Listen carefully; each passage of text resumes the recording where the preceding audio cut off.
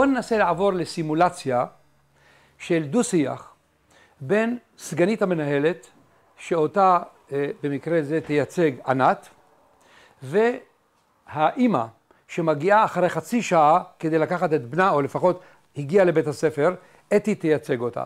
אז בבקשה. שלום אתי. שלום ענת, מה קרה? למה קראתם לי? היום דני פשוט פרק כל עול.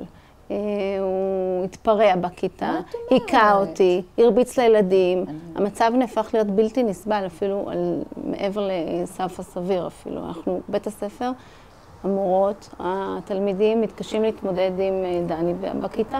מה את אומרת? אני מדברת איתו כל יום לפני שהוא הולך לבית הספר, והוא לוקח את הכדור, ואנחנו, את יודעת, את מכירה את הצרות שלנו, אנחנו גרושים, ואני מאוד מאוד משתדלת, ואני מדברת איתו, ואני מצפה שבית הספר יעזור לי בעניין הזה איתו, עם הילד. בית הספר עושה כל מה שהוא יכול מבחינת הקצאת משאבים, מבחינת עזרה. לדני, מורת שילוב אנחנו נותנים, אבל זה כבר נהפך להיות בלתי נסבל, פשוט בלתי נסבל. האלימות שלו הוא גם פשוט מזיק גם לתלמידים האחרים. הילדים מפוחדים, הגיעו לנו מכתבים מהורים, מתלמידים, פשוט פוחדים להיות בנוכחותו בכיתה. אני מבינה, אבל אני מאוד מבקשת שתעזרו לי. אתם אנשי חינוך, אתם למדתם, אתם אמורים לעזור לי. אני גם מאוד מאוד משתדלת, אבל צריך גם להבין אותו. קשה, הוא לא חי במשפחה רגילה. אני מנסה להתמודד איתו. אני מצפה שאתם תעזרו לי. אתם צוות חינוכי, ואני באמת מודה לכם. מכיתה א', אתם עוזרים לי. אבל בואו נמשיך הלאה, להשתדל ביחד. ברור לך, אתי, השיחה הזאת היא לא שיחה ראשונה בינינו. לדני מאוד קשה בבית ספר פה. לא פעם רצינו להעלות אותו לוועדת השמה. אבל זהו, הגיעו פשוט מים עד נפש. בית הספר עשה את כל המאמצים להכיל אותו, ואנחנו כבר מתקשים, פשוט מתקשים.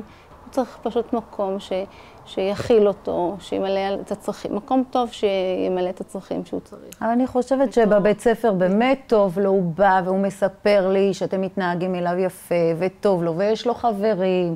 אני לא רוצה שהוא יעבור עוד משבר שנעביר אותו. אני מוכנה לקחת אותו לרופא, לבדוק מה עוד אפשר לעשות מבחינה רפואית. אני מבקשת שתיתנו לו עוד הזדמנות. אנחנו באמת, אני גם מדברת איתו, אתם מדברים, אני מאמינה שבסופו של דבר זה יעזור. אתם צריכים לגשת לאבחון פסיכיאטרי ולבדוק את הנושא הזה. בינתיים אנחנו לא יכולים להכיל אותו בבית הספר, הוא פשוט מסוכן לעצמו ולאחרים, ולכן הוא צריך להיות בשלב זה בבית. אנחנו מוכנים מספר פעמים בשבוע לבוא, ללמד אותו בבית שלו, ועד שבעצם נחליט על ועדת השמה, הוא צריך בית ספר שיכיל אותו. לא ועדת השמה. בואי נחליט ככה שבאמת אני לוקחת אותו עכשיו לרופא שוב, אנחנו נבדוק מה אפשר לעשות. בתקופה הזו הוא יהיה בבית, וכפי שאת אמרת, תשלחו לנו עזרה הביתה, הוא ילמד בבית, ואני אדבר עם הרופא. ברגע שהרופא באמת יאמר שכבר הטיפול משפיע, או שהוא יחזור לבית הספר, אני לא רוצה שהוא יעבור עוד משבר ויעבור לבית ספר אחר.